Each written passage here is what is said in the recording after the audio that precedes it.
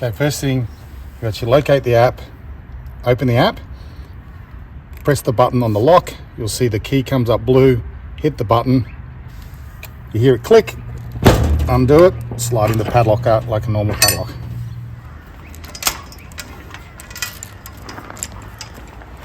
If this actually doesn't work in the first time, repeat the process over.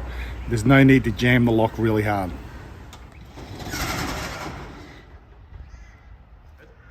Before you move the pitching machines, make sure the pin that's locking the frame together is actually in. Otherwise, when you pick the machine up, you can find that the head can fall away and cause damage to the machine.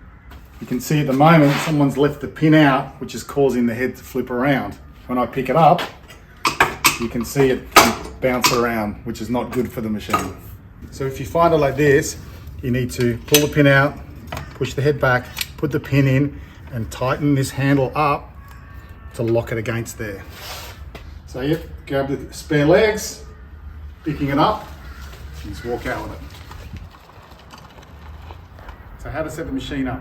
Take the legs, push them in here, there's a button until it clicks in. With the small machine, you can lift this by yourself, but if you're using the big machine, it's definitely a two-person lift. When you go to lift it, make sure you're anchoring these two legs on the bottom here, and then you lean back, pulling it up until it stands upright. So making sure before you actually put power on the machine that the switch here is off and that all the dials are turned down to the 0. So now we're going to unlock the frame from the actual head, the machine head. So undoing this, loosening this off, you'll see the pin that drop down, and now you can set the machine to whichever height you want.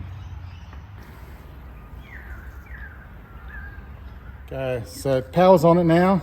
The first thing we do, make sure the dials are at 0, turn the switch on, and then after that, let it sit for a minute, and then you can start to bring the speeds up individually.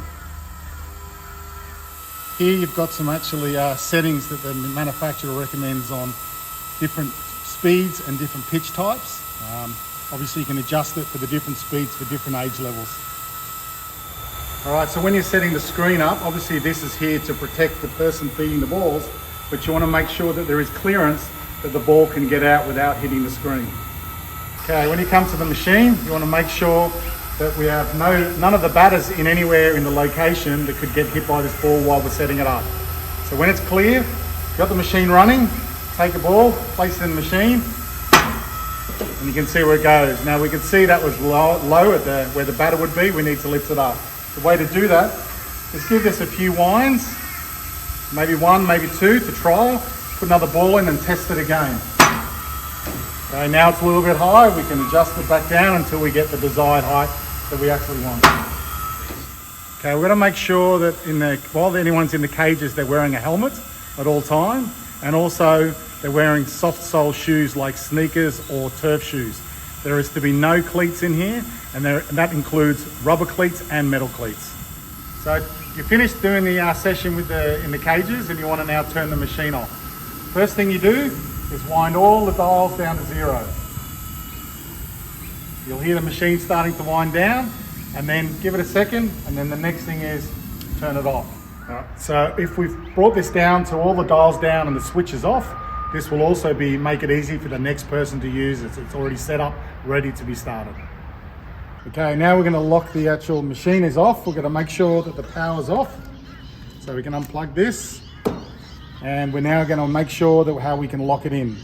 Wind this all the way off until you see this pin come through, holding the pin up, and wind it back on till it's firm. Okay, wrap the cord back up so it's nice and easy to transporting. Okay, come around the front. We're now going to lay the machine over, making sure the pin's locked in, grabbing the top here, slowly coming over, laying it down. If you're doing this with the big machine, it will take 2 people, one at the front and one at the back to control the leg. Okay, so then we come in, removing the legs. 1, 2,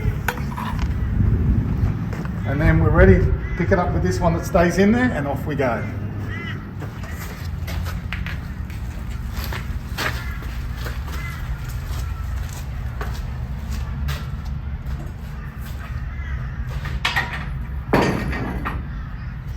Make sure any balls that you've been using in the cages are put back in the baskets. We put them away in the shed for the next person.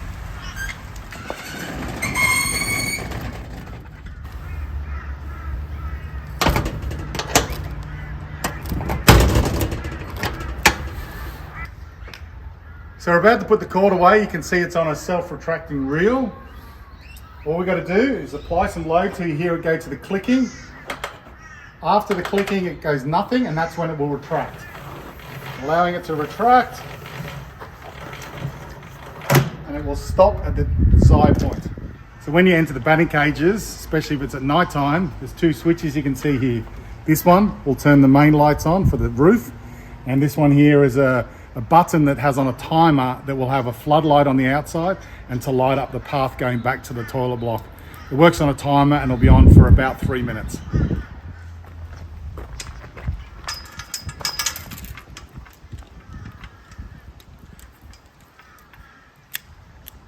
Okay, when you're finishing the session, just make sure that this is locked up and the actual pitching machine roller door's locked up and everything's good to go.